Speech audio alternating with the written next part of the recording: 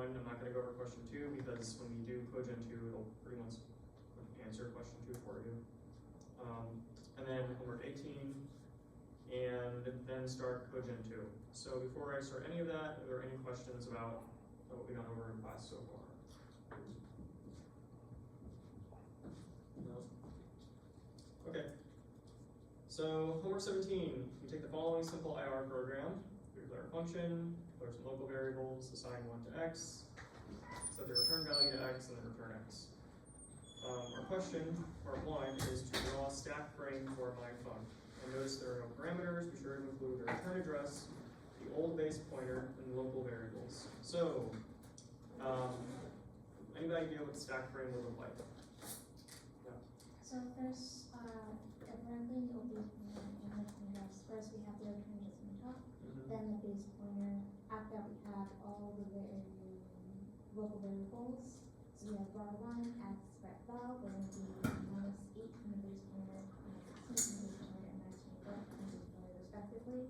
X will be assigned to, we'll basically move 1 to x, so if x equals 1, and move the value 1, because x equals 1, ref value equals x, recval will equal 1, and then from there, also that stack frame will also point to the base pointer, I believe. Also, we forgot one other thing. RBX will also be pushed onto there. And then once we return x, we're going to move the value 1, to RAX, pop everything off, and then just go back to the call function. Okay, perfect. So you didn't have to give me the assembly, like great. So you know you really understand what's going on, I think. Also, I think you would set the rep val actually to x. We're going to go over that today in Cogen 2. You wouldn't set the rep val just to 1 directly, even though x is equal to 1. You actually can return, you can actually assign the variables and return variable values. We're going to go over that today. But for the stack frame, there's this nice blog post on Eli Bendersky's website, The Green Place. So this guy really understands C and C++ programming, and his blog has a lot of posts on different programming languages and hacking on Clang and things like that. And he has a post here on actually the System 5 ABI, x86 64 ABI, which is what we're using in class. So I recommend looking at this, and if you want to find it, there's actually a link on go to function implementation, and then the stack frame layout in x86 64, and it takes you right to this blog post. So if you go there, you'll see this nice post with diagrams of stack frames. So what you described was pretty much exactly what we talked about in this post. So let's see. We have 3 local vars, var1, x, recval. So here we would have var1, x, and recval in the local variables. You can see xx, local variable, yy, local variable, cz, local variable. There's no parameters, so you can ignore anything above. In this case, local parameters go on top of the stack, at positive offsets from the RVP register. So what I did for the stack frame was I did a return address on the top, and then RVP, then x, then recval. That was the stack frame. What about var1? I guess I forgot about it, but if I didn't, I would have put it above var x. Yeah, exactly. So yeah. For the parameters on that example, it first saves on the temporary registers, right? And then it goes to the class. Yeah, so the first 6 parameters go to registers in the System 5 ABI, and the remaining parameters after those first 6, they go on the stack at positive offsets. And they go in reverse order, kind of. So you can see G is first and then H. So it's a little tricky. But this example doesn't even have parameters, so you don't have to worry about that. It's just local variables. So any questions about homework 17? Okay, so homework 18, actually I'll look at homework 18 is just how are function parameters passed in the API. And that's, again, this like blog post perfectly describes it. Like we just said, the parameters go to, the first 6 go to these registers, the remaining parameters, if there's any, they go on the stack at positive offsets from the RBT base pointer.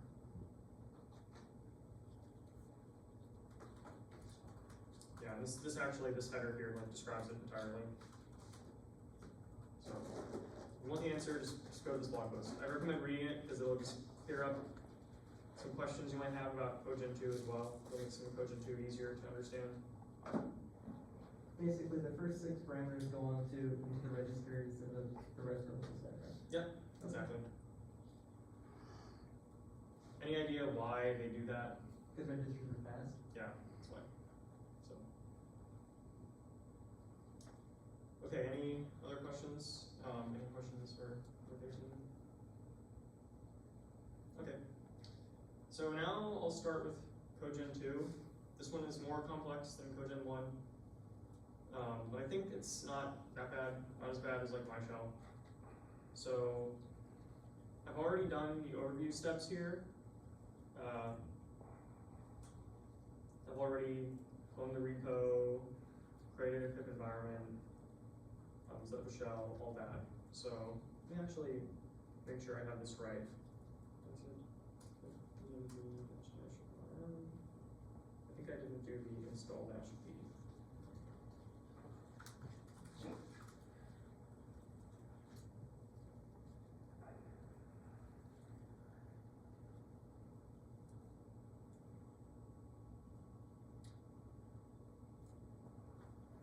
And we're supposed to copy and paste this starting code here for cogen.py file.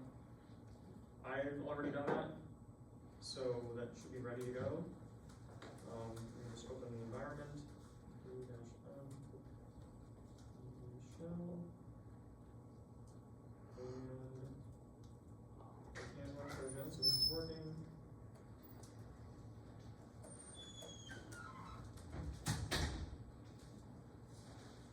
So now here in Cogen.py,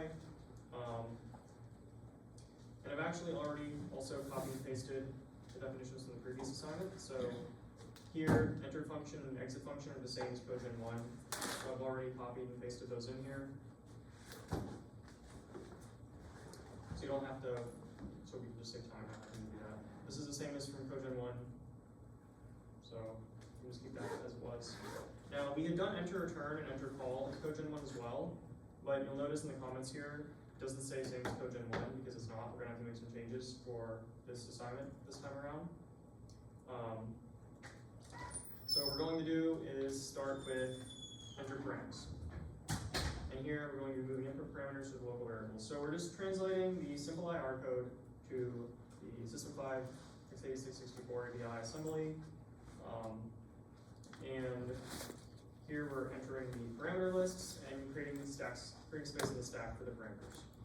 Or just adding the registers, whichever is more appropriate.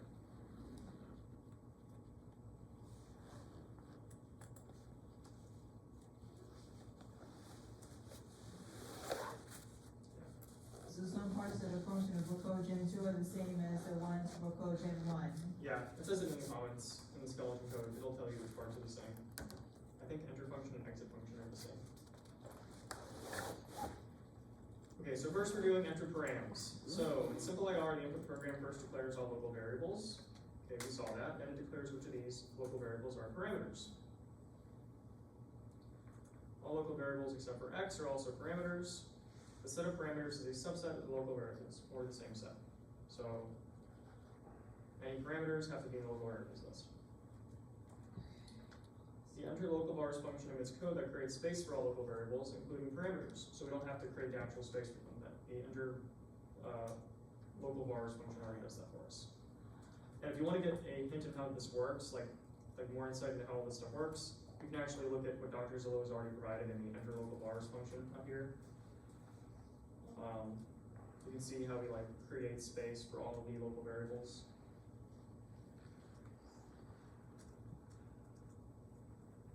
Maybe maybe I should actually run this to give an example of what this is going to look like. Let's just work with the main.s file here.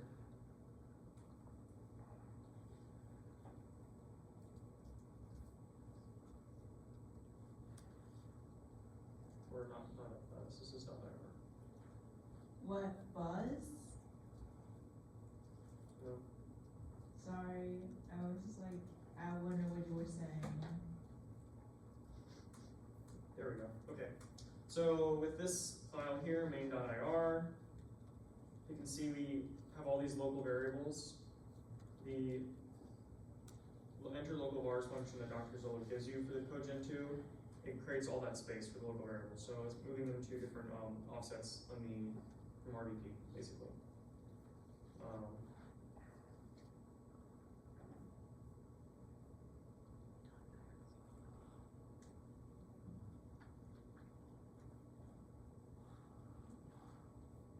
So we don't use the scratch registers as in the web page show with the 6%. So we are going to, now we're doing enter parameters, we're going to be using the registers. Enter local vars here doesn't do that yet, it just allocates the stack space for them.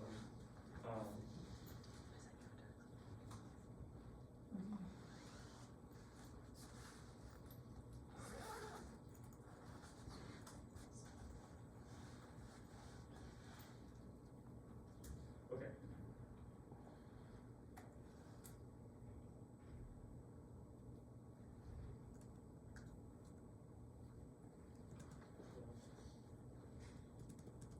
Because this function actually doesn't have, this is local variables, not parameters. This main function only has 2 parameters. So, you can see like we're only allocating stack space for the locals, not for the parameters. So let me actually open main.ir so you can see. Like these two, argc and argv are parameters. And you can see we actually didn't allocate any stack space here in this output here. We don't have any comments for argc and argv, only for the locals, because those are the only ones that are going to push to the stack at negative offsets anyway.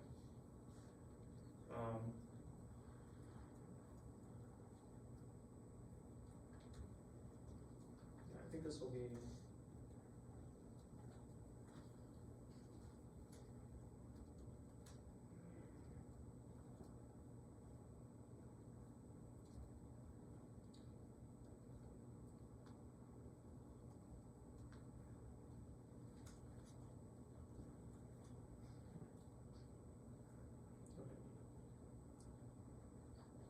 Yeah, I'm trying to think of what's a good way to like present all this information. I think this should be fine for now. Okay, so anyway, we should probably start with enter params.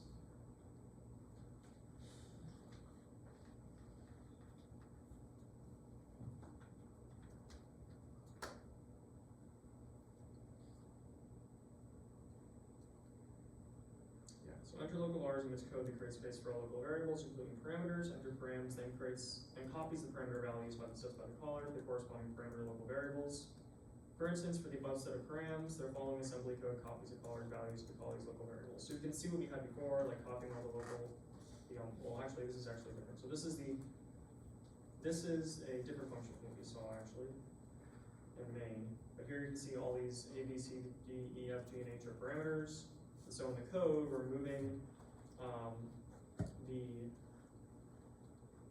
parameters to the local variables. We're moving to the register values that we use. So again, looking at the stack layout here, first we have these like registers we use for parameters. The first 6 parameters are passed to registers.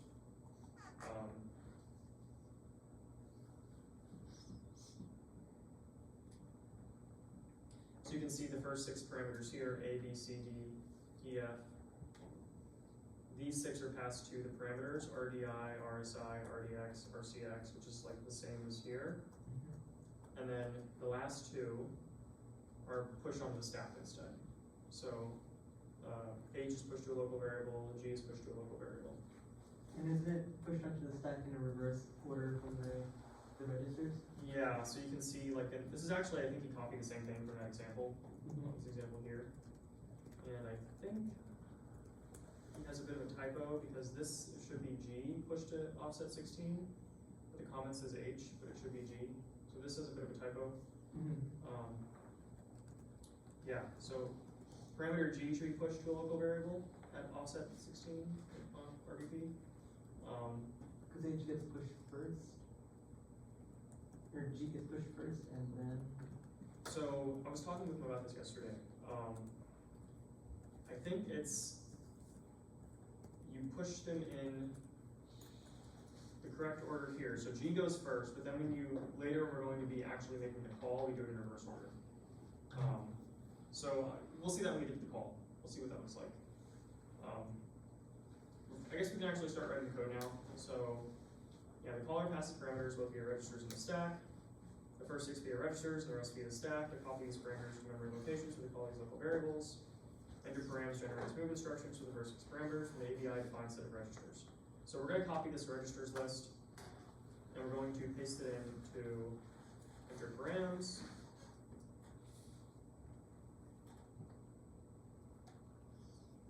Is that too small, or is that? where did you get that code from? Right here, on the assignment description underneath the enter params header.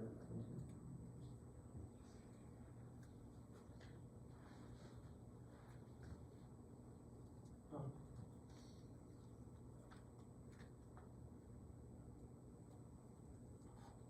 Okay. How is that? Is that better? Okay. So first we have the list of registers we're going to be using. We just want to keep that available because that's like it's predefined set for us.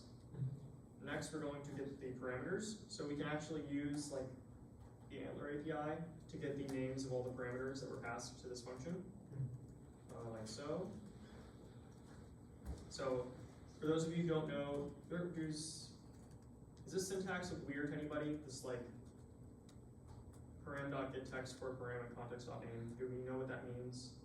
I think we use it on CodeGen. Okay, yeah, so it's a list comprehension. In Python, that's like one of the best features of Python, in my opinion, list comprehensions and dictionary comprehensions. You're just saying create a list from all the params and context.name and call param.getText on each one of them and then collect all the results into a list. That's what this syntax means. Yeah. So the CTX name is an array or something similar? Yeah, it returns a list. So in this case, if we look at the grammar simple ir.p4. Oops. What's that, .else strip and then the new line character? Where? Oh, this one? Yeah. Oh, this is part of exit function. Um, This is just how I implemented it, and it's not really, wouldn't that remove all the new lines and put everything in a line? just the leading new lines. Just the leading new lines. So only this new line is all we'll remove. Okay. Yeah, but I'm just doing that so that when I can type this out easier for me when I'm like writing my code. But this is to remove the leading new line. It'll keep the trailing new line. Okay. But that's, yeah, that's something else. So, yeah, any questions? This might be a dumb question, but Python, you don't have to declare types, right? It just magically. No, yeah, you don't need to declare types. So you can say, you can like optionally, like with this syntax here, the colon and then this, and then type name, you can like declare like a type int, but Python doesn't enforce types by default. Yeah. Okay, so anyway, your question about context.name. So this is in params, we're entering the enter params, which means if we look in the grammar file for params, you can see right here, this is the params rule within the grammar. Now the rule has the plus sign, meaning one or more names after the word params. So that's like the grammar production for the params non-terminal. So it's literally the word params, and then one or more names, where a name is like an identifier. So by calling name here, we get that whole list of names. Now, if there's only one name, it actually gives you not even the list, just the value. So like for here, for function, context.name just gives you a string. basically, or a terminal node, I guess. But here it gives you a list of them, because there's more than one. That's just like a quirk of like the Antler API for Python. So now that we have the parameters, we're going to separate them into register parameters, the first 6, and then stack parameters, the remaining ones after the first 6. And we can use this syntax here. And you know, I really don't like using abbreviations when I'm coding, so I'm just going to change this for parameters.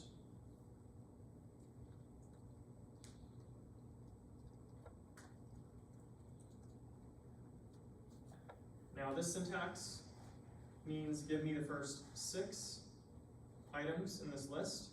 So we start at 0, we end at 6. We go up to, but not including the element of index 6. So 0, 1, 2, 3, 4, 5. We get 6 elements that way.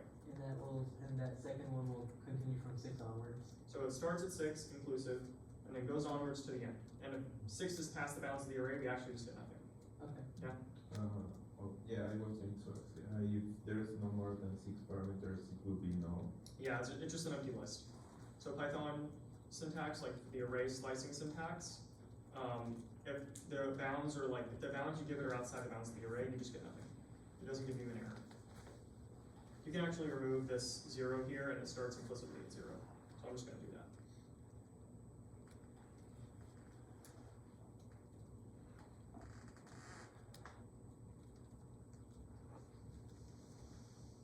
Yeah. Any other question? Or- Oh, actually, just a question. For register parameters, you said that if there are less than 6 parameters, it'll print null. Will that be the same for register parameters, or will they just give you the full list? It will give you, not null, but an empty list. So here, if you have less than 6, it will just give you up to 6. Like, if you only have 3, it'll give you 3. If you have 5, it'll give you 5. But if you have 7, it'll just give you the first 6. Yep.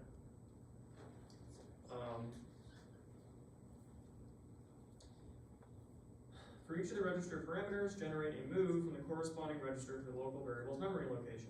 The local variable's memory locations are offsets from the base pointer as described in interlocal bars, i.e. by passing the memory name of the variable to self.symtab to get the result, or offset. So if we look for self.symtab, I can use GD and Vim to jump to the definition. I'll go here. Oops. Gosh. Okay, I can't remember how to turn that off.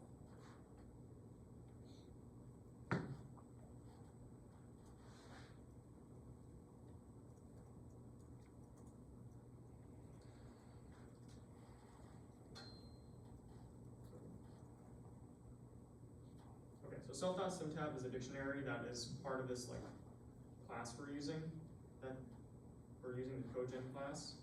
And in the enter local vars function, we actually populate it with the dictionary. So this is essentially saying create a dictionary where each name, the name of each local variable is mapped to its offset. What's a dictionary? A dictionary in Python is a hash table, essentially. Okay. Yeah, a hash table from strings, any hashable value, usually strings, to some other value. So here locals is just the name of all the local variables, and this fancy like dict, zip, locals, offsets is just saying map each local variable to its corresponding offset. And the offsets are created here, where we're doing some math to get the bit offset for each local variable. So basically it receives a name of the variable like x, and then it maps it onto like some distance away, and Yeah. it's multiplied by 8? Self.bitwidth is 8. Okay. And it should be byte width, technically. Bit width is not really correct, it should be byte width. But yeah, so we're saying first one, -8, then -1, -2, or not -2, -8, -16, -24 is gonna be the offsets we're mapping to. Because the increments are by values of 8 for the offsets. And this stuff, like, this is just Dr. Gazzo's way of like programming. I would do this differently, this like offset stuff here. But it works. So Now we're gonna actually generate some code to move these register parameters to their local variables. I'm guessing we use a loop. Yeah, so we're going to iterate the register parameters first, not the stack parameters, because those ones have a different way of being assigned according to the ABI. So we're going to say for register parameter and register parameters, we're going to move the value to the local variable. So I'm going to say self.outFile.write. Use one of these format strings. I'm going to say .lstrip here, new line characters, because I want to strip this leading new line. I'm just doing it here so I can format my code nicely. But we don't actually want this leading new line in the result, so I'm not going to include that. You can do that lstrip and have it a new line after the word variable, right? Cause that would include that new line, right? Like here, you mean? No. Like here? Like after the word variable, you said? It will only include the leading new lines. So anything after, like, the first hashtag, it's not going to include. Or up to the first non-new line character, it's not going to include. Okay. It's not really that important for understanding how this works, I'll say.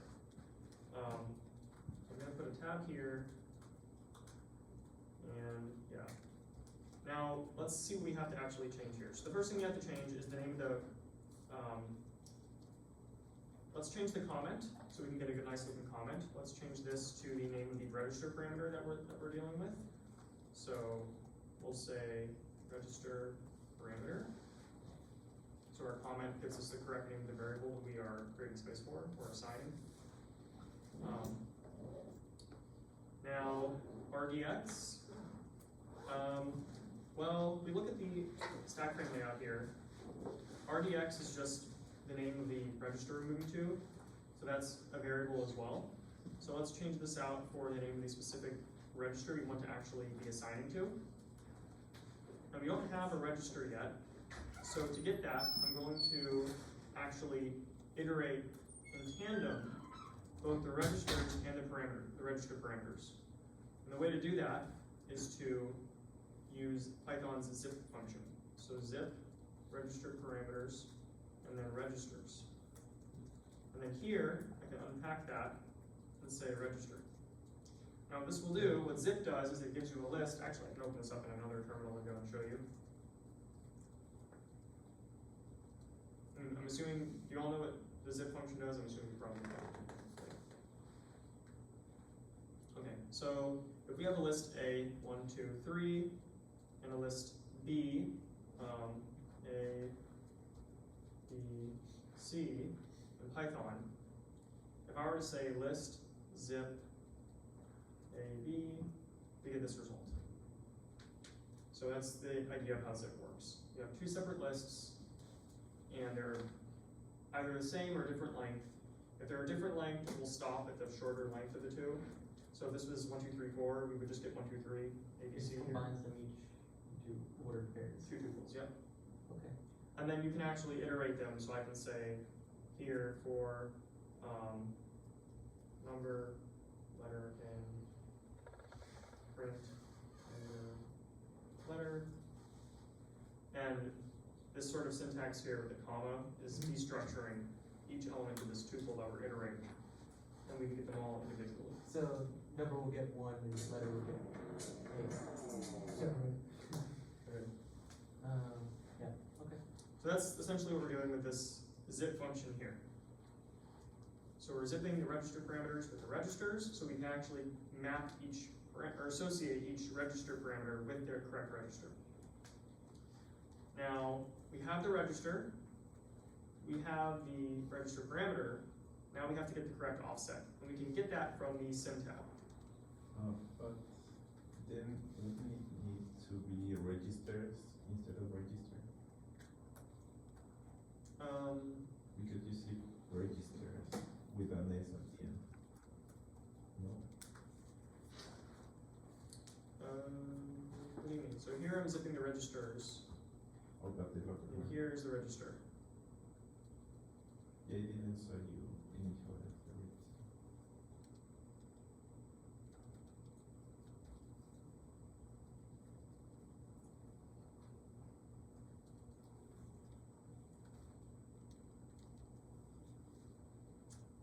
Cool, okay, so now why don't we try this?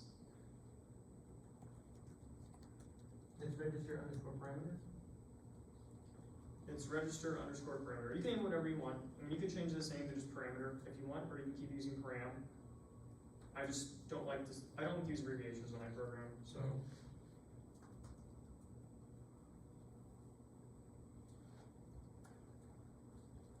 So let's say cogen, oops, I'm not actually in the environment, so shell cogen main.ir to dev null.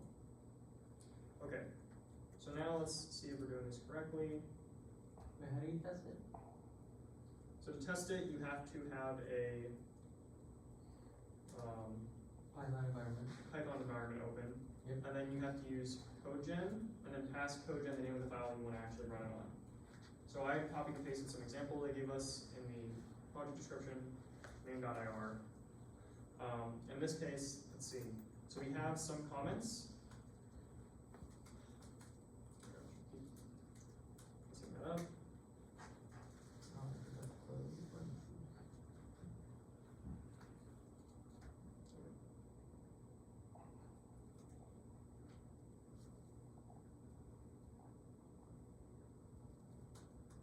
And there's some debug output that Docker Zillow emits by default with CodeGen. So I'm piping the debug output to dev null to not see it. So we can like only focus on the actual output here. But let's see. So there seems to be a bug.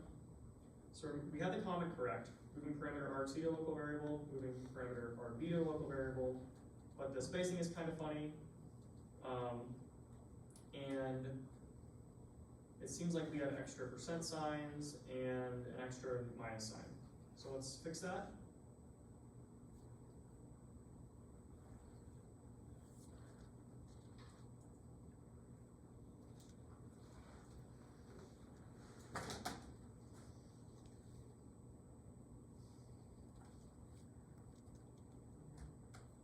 Okay.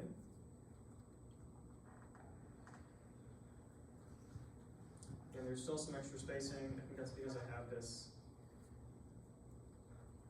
white space there. Let's try this again one more time. And now we can see that we're getting the correct comment. Moving register parameter RC to local variable. Moving register parameter RV to local variable. And yeah, that seems to be correct for right now, for the parameters. Because in this function, in the IR, we only have two parameters, RC and RV, so they're going to go to the stack, to the registers, I should say, RDI and RSI. And in the code that we were emitting, that's exactly what we did. We went to RDI, we went to RSI. So far, so good. Now, we have to handle next the stack parameters. So we just took care of the register parameters. Now let's try the stack parameters. I ran into a bug and I don't even know where.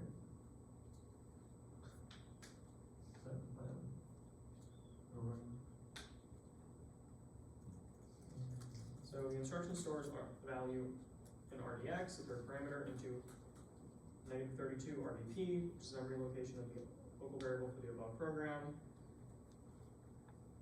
The stack located parameters, move them from the stack to the local variables. Now we're going on to stack params.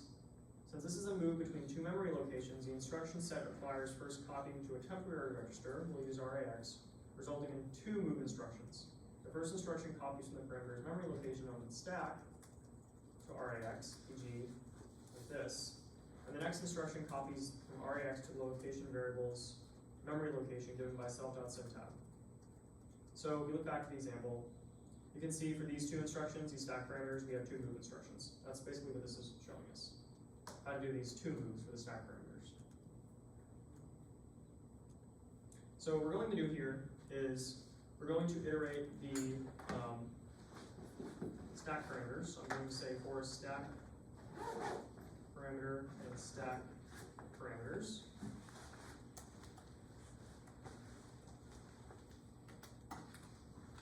And I'm going to delete this. And let's copy our comment here.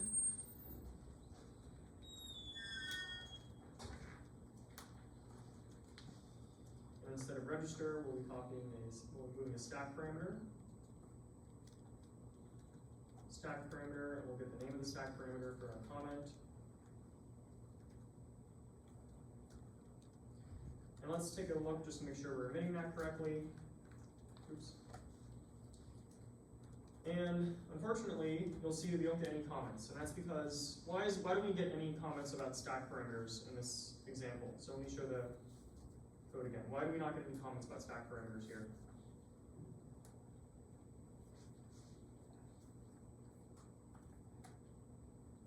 Or why is this example, this input on the right, not a good test case for checking stack parameters? Yeah. Because we didn't pass, usually RC and RP, they're, they're parameters, they don't exactly impact the function if they're not exactly set values outside the. So, okay, That makes sense. other question. Which parameters are passed to registers and which are actually passed to the stack? Which number of parameters are passed to registers? The first 6. How many parameters do we have here? 2. So we're not going to see anything going to the stack because we don't have any more than 2. So this is not a good example. What we need is another example, and again, this assignment actually gives you a good example. Param test. So param test is here. It has 1, 2, 3, 4, 5, 6, 7, 8 parameters. So we should see some stack params being, we should emit some comments for stack params.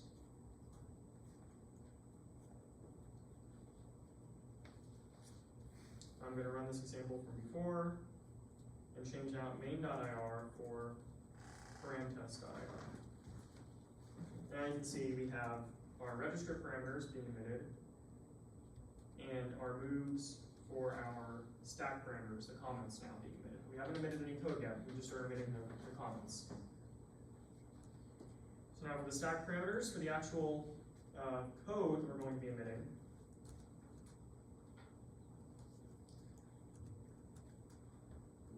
here. Yeah. It says no such file or directory main.ir. So you'll have to make main.ir. Yeah, you'll have to copy and paste from the example. He gives you some example in like testing your compiler section here. Where would you put it? In the same folder as the compiler? Yeah, anywhere you want. It doesn't matter as long as you can pass. When you call CodeGen, you're going to have to pass main.ir to your CodeGen function. So, all right, where was I? So right here. I'll copy these 2 moves so we can have something to start off with.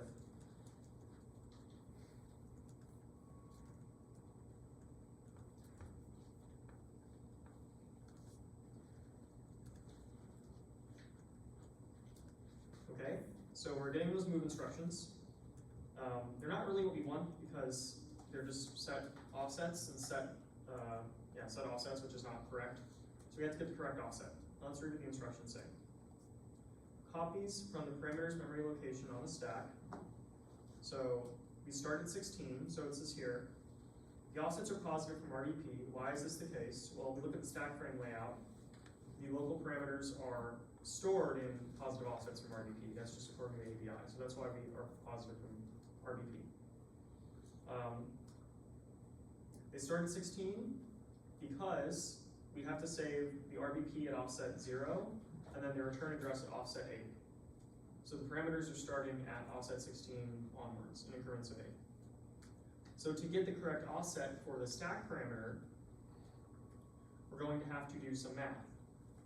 So what we'll say is, we have to actually keep track of a number here to see what number parameter we're on.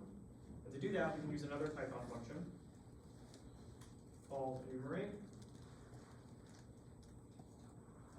Now enumerate, what enumerate does is that if we have a list, again, I'll say like A equals A, B, C.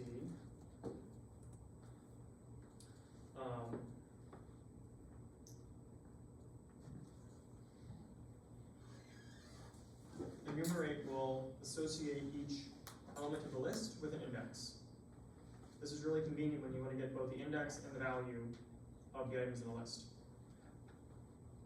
So we're going to be doing this so we can get numbers for doing some math for computing the correct offset from RVP. Now the way you do this in C is just say for I equals I to whatever number of stack parameters we have. But here we have Python, so we can just use enumerate. So I'm going to change this to enumerate. It starts counting at 0 by default, and so we'll say here 16, right? Because the first one starts at 16, plus self.bit width times I. Can I see more of the code, like, on the left? We have to unpack I here. Sure. Give me 1 second. So when we enumerate, the first value in the two tuples that we get is the index. So we have to unpack that. So we get I, comma, stack parameter when we enumerate stack parameters. Now if we run this here, we can see we're getting the correct offsets.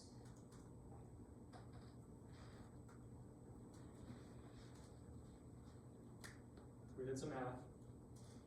Self.bit width times I plus 16. We start at 16 because the stack frame 0 and 8 is for the RVP and the return address. So we start at 16. And we have to add 8 for each stack parameter beyond the first. So that's why we do 8 times I. So we have 16, and then we have 24. And we have to still fix this one to get the correct SymTab value. Yeah, you had a question? Yeah, can I see more of the rest of the loop? Oh, yeah. Is that better? Yeah. Where'd it go? Oh, just the stack parameters? When you enumerate the stack parameters, that's the whole. And associates it with, each value gets associated with an index. Yeah. So it's index and then value. So enumerate is like a common function you'll see in a lot of programming languages. They give it different names in different languages, but like enumerate is just a really common like utility to have. So now to fix this part, the offset here, we're going to have to look at our, I think the SymTab again. So it says here, the next instruction copies from REX to the location variable's memory location given by self.SymTab. So instead of -72, we're going to say self.SymTab. And self.SymTab, and SymTab's a dictionary, so it's a mapping. You have to get the value that is mapped to the stack parameter. So let's try this out. And it seems like we got 64, 72. This says 72 and 64.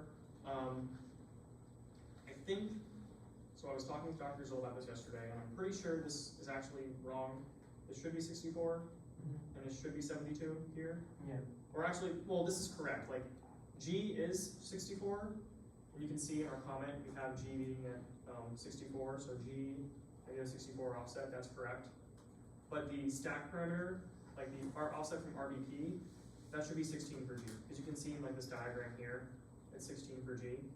And in our offset, it's 16 for G, and -64 for G. So like, Dr. Zilla got a little mixed up here. He did like something backwards in his implementation. It works, like if you follow his code, it will compile. But like the way that he pushed variables onto the stack before calls and then got them off the stack in the middle of like a call, he did like the two things backwards. They kind of like canceled each other out, the issue he had done. So yeah, I know it's a little confusing, but this is right. This is right. Okay. Is it greater about this too? Is what? Is it greater about this too? So he shouldn't. I mean, yes, but he shouldn't have. It shouldn't matter because as long as you do it, even if you do it backwards in both cases, it will compile and run fine. Which is how the grading is going to work. So, yeah, that's not gonna be a problem. Or if you do it his way or my way, either way, it will work, so. Thank you. I just want to say, Oh. So, let me just go a little bit here.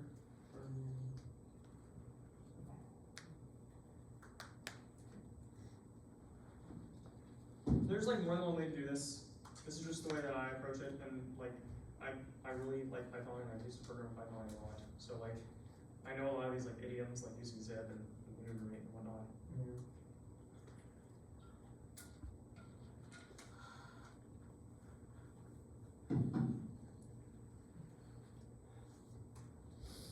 Oh. So if you can do this part, the rest of the project is, like the hardest parts of the rest of the assignment are kind of similar to this, where it's like just iterating the register parameters and stack parameters separately, doing a little bit of math to get some offsets, and remembering to use the SymTab to get the like offsets from the RDP.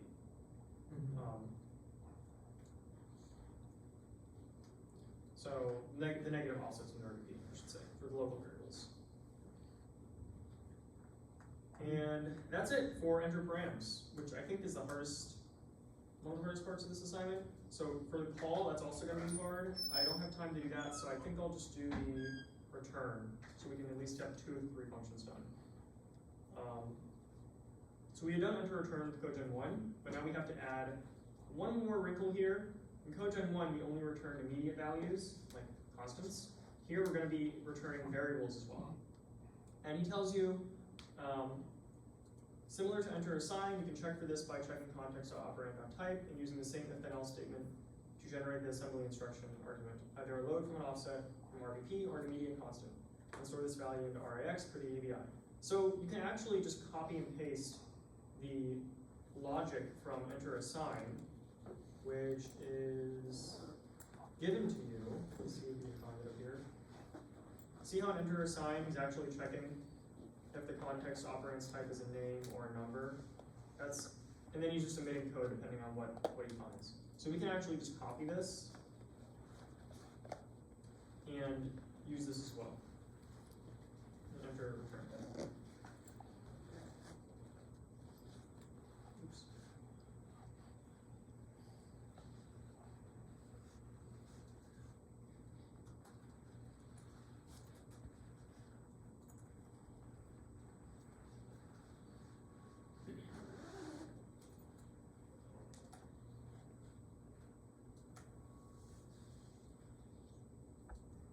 We're using that for, we're using the enter assign boilerplate. Yeah, using the enter assign boilerplate. You're just gonna copy this into enter return, and you have to change what actually gets emitted here.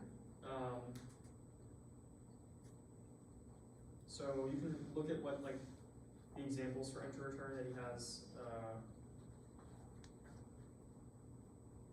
Some examples he has where you can like use that to determine what you actually have to output. Let's see, set return value. Yeah.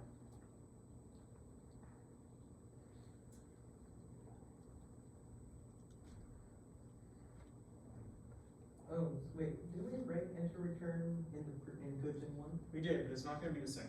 Because in So now- CodeGen 1, we only returned immediate values, which is right here. But in CodeGen 2, we're going to be returning either constants or variables. So that's what this logic here is like allowing you to do.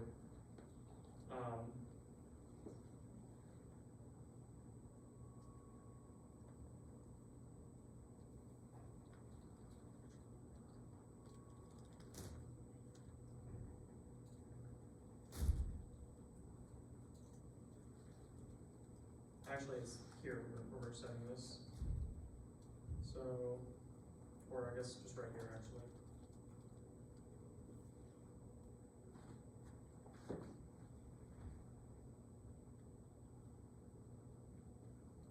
And if you want to format your code when you're like writing these format strings differently, Dr. Zilla wrote these functions called like dedent and indent. You would just write indent, dedent, and then you can write your whatever leading white space you want, and it just comes out like looking right. So this is actually a little bit different though. So add 16. Well, I don't think we have to do that in the return. just have to use RAX here, so.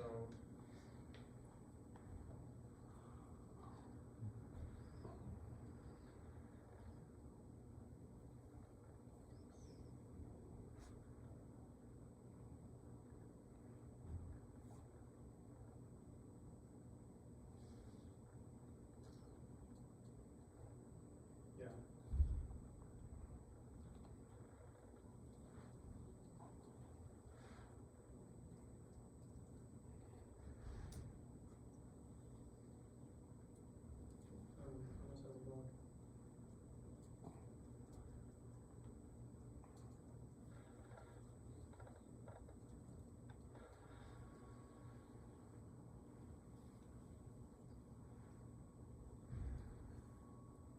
Unless I was wrong. I think it's actually just from RBP. Yeah. This is just RBP.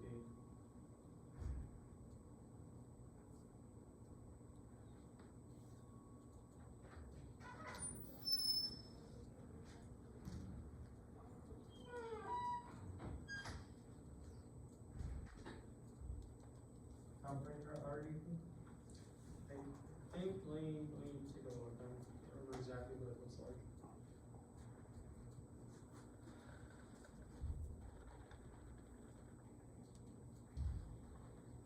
Um,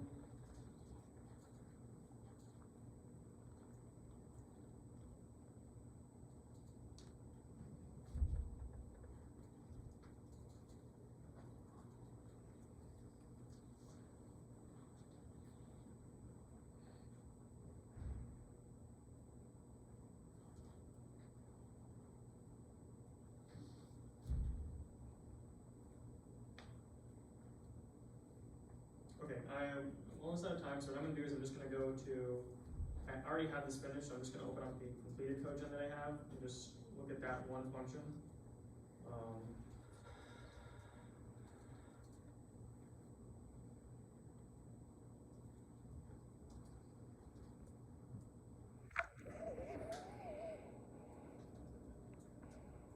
Yeah, okay. So this is all we have to do, it's just a move from operand to RAX. So this should be here, gone,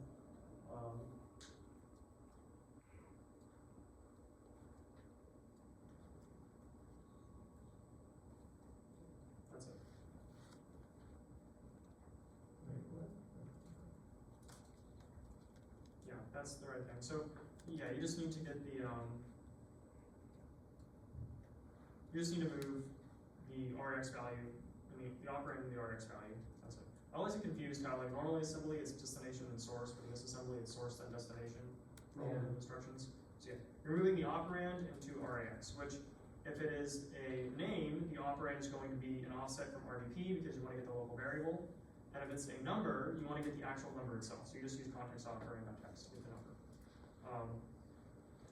Yeah, then you just move it to RAX. So that's how you would do the enter return. So Did you go over intercall or just the basics? okay, really quick because I do have the next class coming up now. So enter call. So enter params, you are essentially how we iterated the stack and register variables, and we're popping off this, or not really popping them, but we're moving values out of the registers into these local variable offsets, and moving values out of the offsets in the RDP into these local variable offsets. In the call, you're doing the opposite. You're pushing values from the local variable space into the registers, or assigning them, I guess. So you're adding variables into the registers, and you're pushing all the extra stack variables, stack parameters that can't fit into the person's registers. You're pushing them into offsets on RDP on the stack. That's the big idea of how intercall works. So it's like the opposite of what we're doing here, like opposite logic, sort of. That's the big idea. So instead of storing them, we're getting them ready for use. Yes, exactly. You're setting them up, yep. And the trick is that I think you need to iterate the extra 6 arguments in reverse order. So keep that in mind. So here, we did it in like forward order for the stack params. Here, I'm pretty sure you need to do it in reverse order if you getting them in like forward order in enter params, you have to get them in, you have to do the pushes in reverse order for enter, enter call. That's just the convention. So you'll need to do some math again, like use enumerate, you'll need to use like zip with the registers again. Dr. Zola gives you like the registers again, so you can do it. But that's the big idea. And last thing I guess, for storing a stack pointer, you just want to multiply the self-dot bit width times the number of stack frames you have to get this number here.